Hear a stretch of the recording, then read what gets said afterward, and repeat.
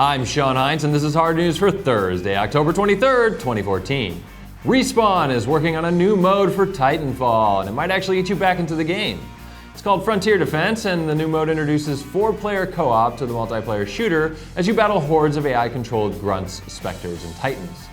The mode will also encourage you to engage in new strategies like placing turrets, setting Titan drop points, and even sniping from the dropship.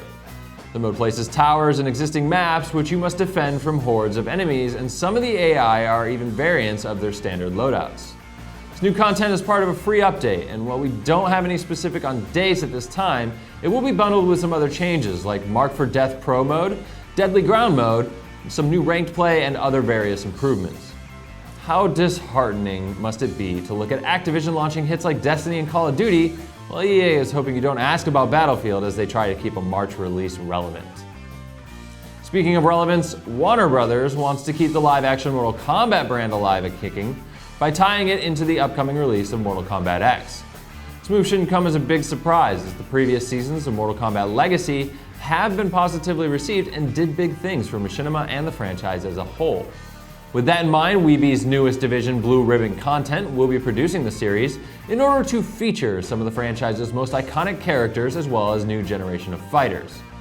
Again, there are no dates really or any details on this project at this time, but Mortal Kombat X has an April 14th of 2015 release date across all platforms.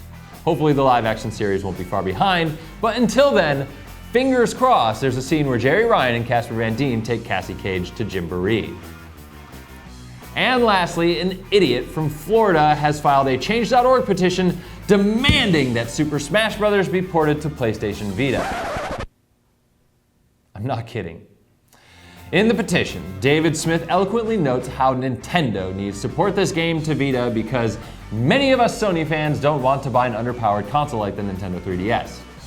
He then furthers his case with the notion that this is probably required by US antitrust law since Nintendo has a monopoly on games like Smash Bros. By virtue of having no competing title. Oh my God! First off, fuck you for saying that the 3DS is underpowered. I don't know where your expectations lie for portable gaming, but I don't feel that the graphical prowess is all that inferior to Vita. In fact, the only truly superior aspect of having dual analog sticks will be rendered null and void when the new 3DS comes stateside. Secondly, no competing title? Really? Really, David? Have you truly forgotten PlayStation All-Stars Battle Royale came out nearly 2 years ago for the platform? A game which is clearly a Smash clone, and it ain't half bad if you aren't a complete nitwit. Honestly, David Smith, you are one of the worst Vita owners on the planet, and you bring shame to all of us. I'm Sean, and that was Hard News. Hey, thanks for sticking around after that crazy-ass episode of Hard News. If you have some free time, you should definitely check out the latest episode of Side Scrollers. It's called Motion in the Ocean, and Chad, Sam, and Craig will all talk about all the gaming news you need to know, including some more dumbass stories out of Florida, probably. Just click this window here to my left.